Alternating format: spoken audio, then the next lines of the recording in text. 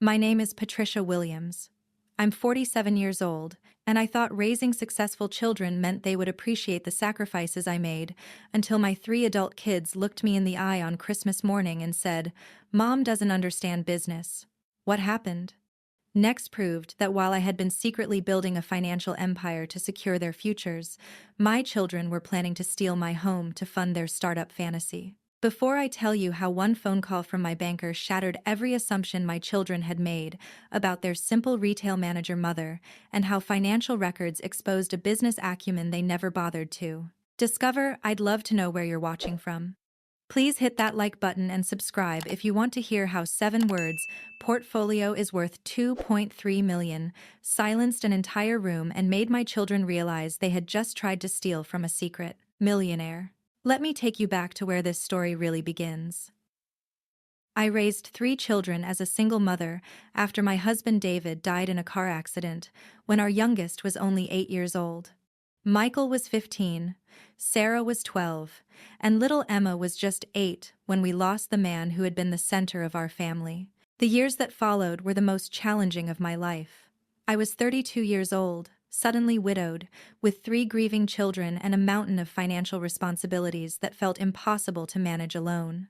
David had been a good provider, but he was young and hadn't accumulated significant life insurance or savings. The money we received from his policy was enough to pay off our house and cover immediate expenses, but it wasn't enough to sustain our family long term. I made a decision that would define the next 15 years of my life. I would do whatever it took to provide for my children and ensure they had every opportunity I could give them. I took a job as a retail manager at a department store in our local mall. It wasn't glamorous work, but it provided steady income and health insurance for our family. The hours were long, the pay was modest, and the work was often thankless, but it was stable employment that allowed me to support 3 children on my own. What my children never knew was that I had bigger plans than retail management. In the evenings, after homework was finished and the kids were in bed, I studied business and finance through online courses and library books. I read everything I could about investing, real estate, and building wealth. I was determined to create financial security for my family that went far beyond my retail salary. When Michael was 17, I used the small amount of savings we had to make my first real estate investment, a duplex in a neighborhood that was beginning to improve. I rented out both units and used the rental income to help cover our family expenses while building equity. My children never knew about the duplex. They thought our financial situation was tight because I wanted them to understand the value of money and the importance of working hard for what they wanted. Over the next 10 years, I quietly built a real estate portfolio. Every bonus from work, every tax refund, every dollar I could save went toward purchasing and improving rental properties. I started with the duplex, then bought a small apartment building, then a house that I renovated and flipped. By the time my children were adults, I owned 6 rental properties across our city, generating substantial passive income that they knew nothing about.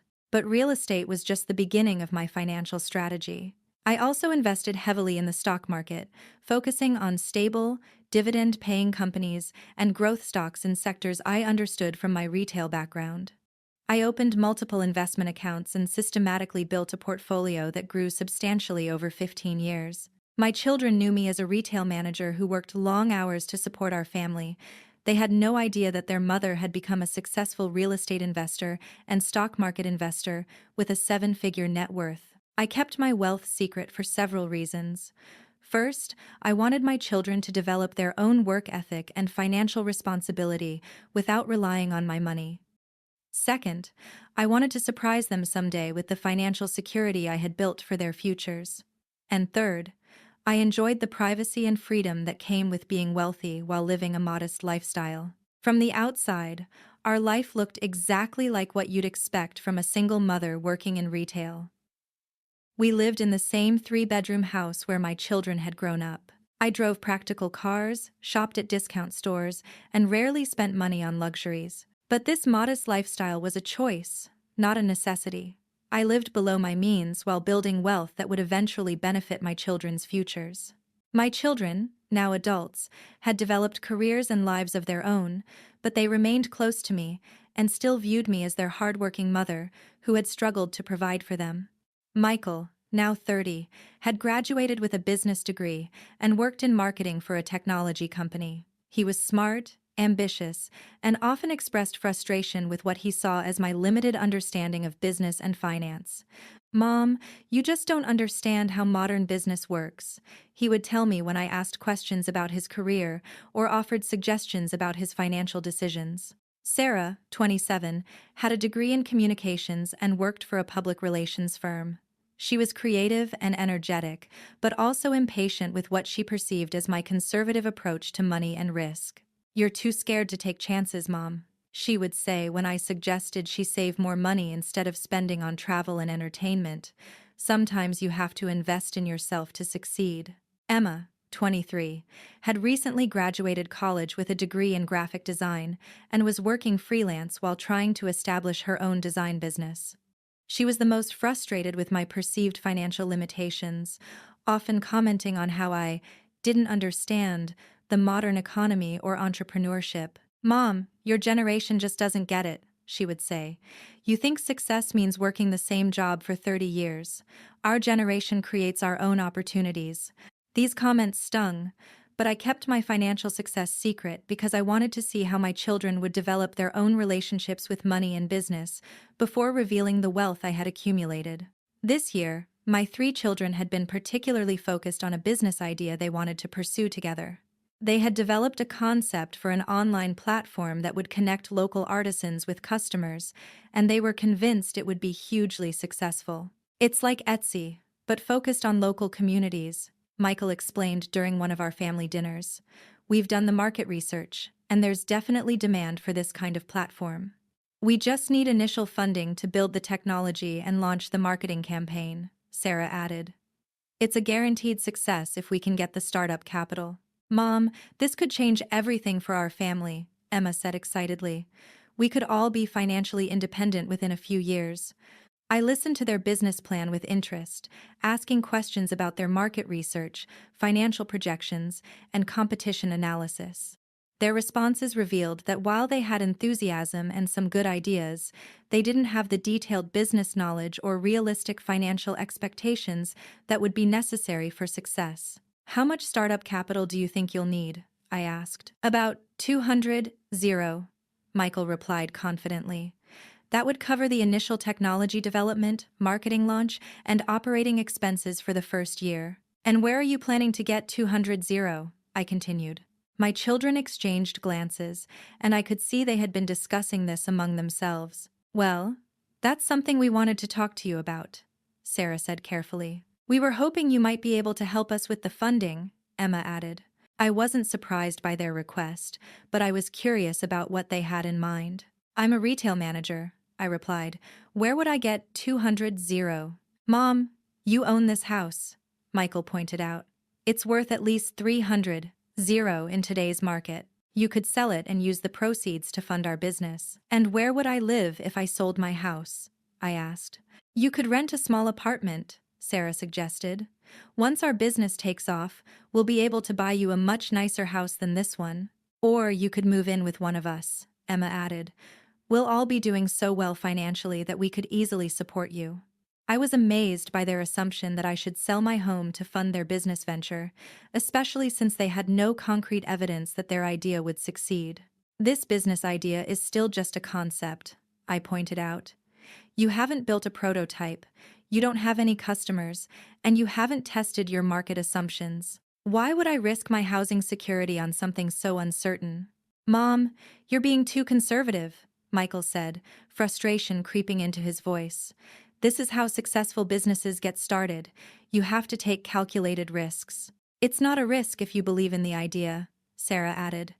"We've done the research. We know this will work." "Besides," Emma concluded, "what else are you going to do with this house?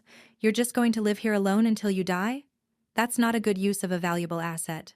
Their casual dismissal of my attachment to the family home, combined with their assumption that I should sacrifice my security for their unproven business idea, revealed something troubling about their priorities and their view of my role in their lives. Over the next few months, my children became increasingly persistent about their business funding request. They brought up the house sale idea during every family gathering, each time with more urgency and less patience for my hesitation. "Mom, you're wasting time," Michael would say. "Every month we delay is a month our competitors could get ahead of us." "You're holding us back from our potential," Sarah would add. "Don't you want to see your children succeed? This could be your legacy," Emma would conclude. "Instead of leaving us a house, you could leave us a successful business empire." As Christmas approached, I could sense that my children were planning something. They had been having private conversations that stopped when I entered the room, and they had insisted on hosting Christmas at my house this year instead of rotating locations as we usually did. "We want to have Christmas at home," Michael had said, "like when we were kids." I was looking forward to having all my children together for the holiday, though I was also wary of their continued pressure about the business funding. Christmas morning arrived, and my 3 children came to my house early, bringing coffee and pastries for breakfast before we opened presents. "This feels so nostalgic," Sarah said as we sat around the Christmas tree in the living room where they had opened presents as children. "It's perfect," Emma agreed, "just like old times." We exchanged gifts, and I was touched by the thoughtful presents my children had chosen for me. They had clearly put effort into finding things I would genuinely appreciate. After the gift exchange, Michael stood up and asked for everyone's attention. "Mom, we have something important to discuss with you," he began, his tone becoming more serious. "On Christmas morning?" I asked, sensing that this wasn't going to be a light-hearted conversation. "We think this is the perfect time," Sarah said, "because it's about our family's future." Emma nodded in agreement. "We want to start the new year with a clear plan for moving forward." I settled back into my chair, bracing myself for another pitch about selling my house to fund their business. "Mom, we've been patient with you about the business funding," Michael began, "but we can't wait any longer. This opportunity won't last forever." "We've done additional market research," Sarah added, "and we're even more confident that this business will succeed. But we need to act quickly." "So we're not asking anymore," Emma concluded. "We're telling you that you need to sell this house and invest in our business." I stared at my 3 children, shocked by the demanding tone they were taking. "You're not asking?" I repeated. "You're telling me I need to sell my house?" "Mom, we've tried being polite about this," Michael said, "but you're being stubborn and short-sighted.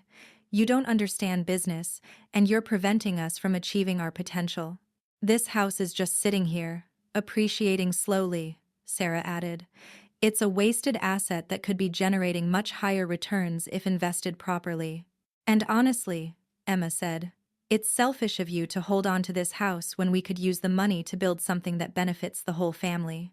I felt like I was listening to strangers rather than the children I had raised and sacrificed for. "Selfish?" I asked.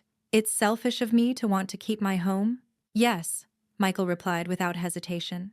"You're prioritizing your comfort over our success." "Mom, you raised us to be ambitious and goal-oriented," Sarah said. "Now that we have a real opportunity to build something significant, you're standing in our way." "We're staging an intervention," Emma announced. "As your children, we're telling you that you need to make better financial decisions." "An intervention?" I was incredulous. "You're staging an intervention because I won't sell my house to fund your startup." "We're staging an intervention because you don't understand modern business," Michael corrected. "You're stuck in old-fashioned thinking that's holding our whole family back." "Mom, we love you, but you need to admit that you don't know anything about business or investing," Sarah added. "We have business degrees and real-world experience. You need to trust our judgment. And you need to stop being scared of taking risks," Emma concluded. "Great success requires great courage, and you're being a coward about this opportunity."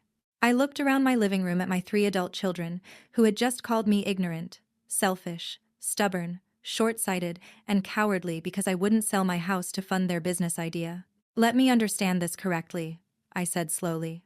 "You want me to sell the house I've lived in for 20 years, give you the money to start a business that exists only on paper, and trust that you'll take care of me financially if your business succeeds." "Exactly," Michael said.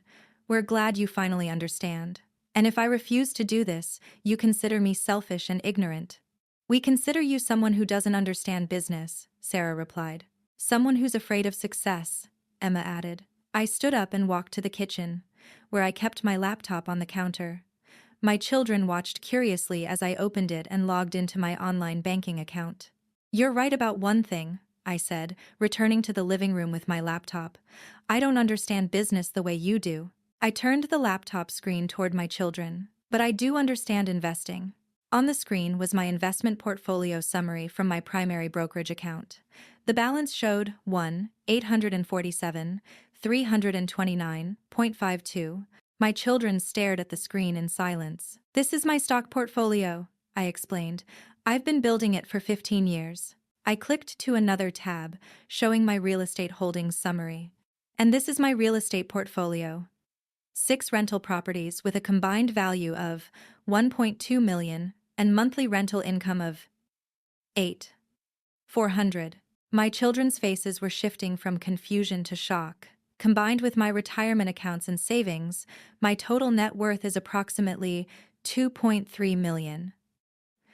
The silence in the room was absolute. "Mom," Michael whispered, "what are you saying?" "I'm saying that the retail manager you think doesn't understand business has spent the past 15 years building a 7-figure investment portfolio while working full-time and raising 3 children." I clicked through more screens, showing them the details of my investments, real estate transactions, and financial growth over time. "I'm saying that the woman you just called ignorant and cowardly has been making sophisticated financial decisions that have generated substantial wealth." Sarah was staring at the laptop screen with her mouth open. "I'm saying that the mother you want to make homeless by selling her house is actually a millionaire who owns 6 other properties." Emma looked like she was going to faint. "And I'm saying that the business intervention you staged on Christmas morning was directed at someone who knows more about building wealth than all 3 of you combined." Michael finally found his voice. "Mom, why didn't you ever tell us you had this much money?" "Because I wanted to see what kind of people you would become without knowing about my wealth," I replied. "I wanted to see if you would develop work ethic, financial responsibility, and respect for other people's property." I closed the laptop and looked at each of my children. "Unfortunately, what I discovered is that you became the kind of people who would stage an intervention to demand that someone sell their home to fund your unproven business idea." "But Mom," Sarah stammered, "if you have all this money, why do you still work in retail?" "Because I enjoy my work, and because living below my means allowed me to build wealth that will eventually benefit your futures." "But you could have helped us with the business funding," Emma protested. "I could have," I agreed, "but why would I invest in a business run by people who just spent Christmas morning calling me ignorant, selfish, and cowardly?" The room was silent as my children processed what they had just learned. "Mom, we didn't know," Michael said weakly. "You didn't know because you never asked," I replied. "You made assumptions about my financial situation and my business knowledge without ever trying to learn the truth." "We're sorry," Sarah said, tears starting to form in her eyes. "You should be sorry," I agreed. "Not because you didn't know about my money, but because you tried to pressure me into selling my home for your business venture." I sat back down in my chair. "Let me explain something about business that you apparently don't understand. Real entrepreneurs don't demand that their family members sacrifice their housing security to fund startup ideas. Real entrepreneurs find investors who believe in their concept enough to risk their own money." I looked at Michael. "And real business professionals don't call people ignorant just because they ask questions about market research and financial projections." I turned to Sarah. "Real success isn't built on other people's sacrifices. It's built on your own hard work, smart decisions, and calculated risks with your own resources." Finally, I looked at Emma. "And real courage isn't pressuring someone else to take risks for your benefit.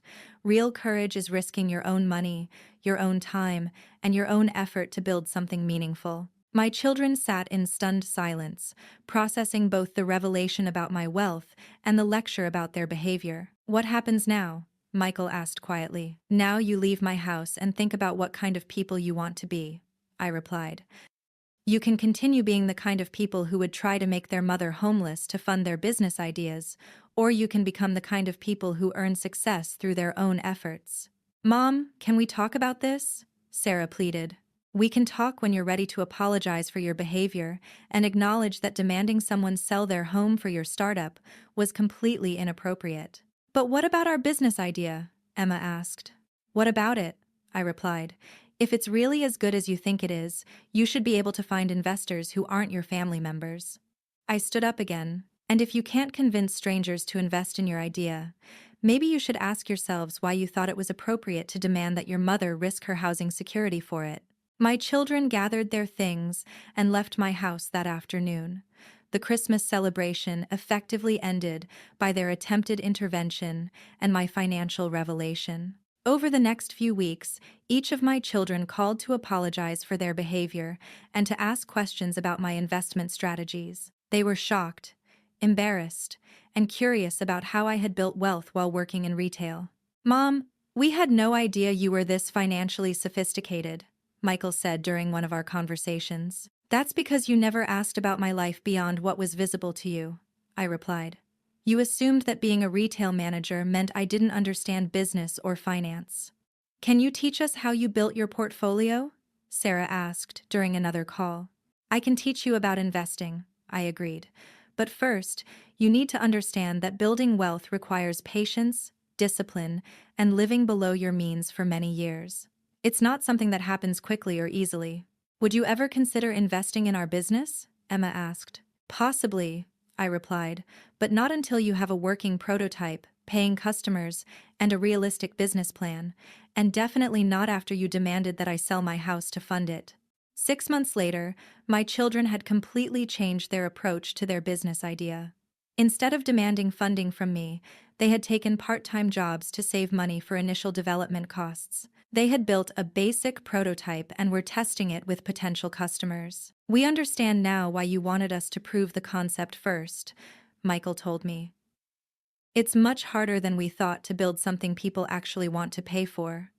"That's the difference between having a business idea and having a business," I replied. My relationship with my children has recovered from the Christmas morning intervention, but it's different now. They have a new respect for my business knowledge and financial acumen, and I have a clearer understanding of their character and priorities. I eventually decided to invest a small amount in their refined business concept, but only after they had proven market demand and developed a realistic financial plan. They're still working to build their company, but now they're doing it the right way, with their own money, their own effort, and their own accountability. The most important lesson from this experience is that assumptions can be dangerous. My children assumed I was financially naive because I worked in retail and lived modestly. I assumed they had developed good character and financial values because I had tried to raise them well. We were both wrong. But the difference is that my assumptions led me to build wealth quietly, while their assumptions led them to try to make me homeless for their startup funding. The woman who was told she doesn't understand business by her children on Christmas morning learned that sometimes the greatest business success comes from keeping your wealth secret and your lifestyle modest. And the children who staged an intervention to demand their mother's house learned that real entrepreneurs don't build their success on other people's sacrifices. Today, I continue working in retail because I enjoy it, continue building my investment portfolio because I'm good at it, and continue being proud of the financial empire I built $1 at a time while raising 3 children alone. The secret millionaire retail manager turned out to understand business better than the business school graduates who thought they could pressure her into funding their startup dreams.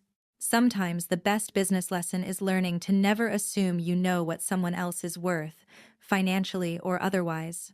Have you ever been underestimated because of your job or lifestyle choices? How do you handle family members who make demands based on false assumptions about your resources? I'd love to hear your thoughts in the comments below. If this story resonated with you, please hit that like button and subscribe for more real-life stories about building wealth quietly, family dynamics, and the difference between having money and understanding money.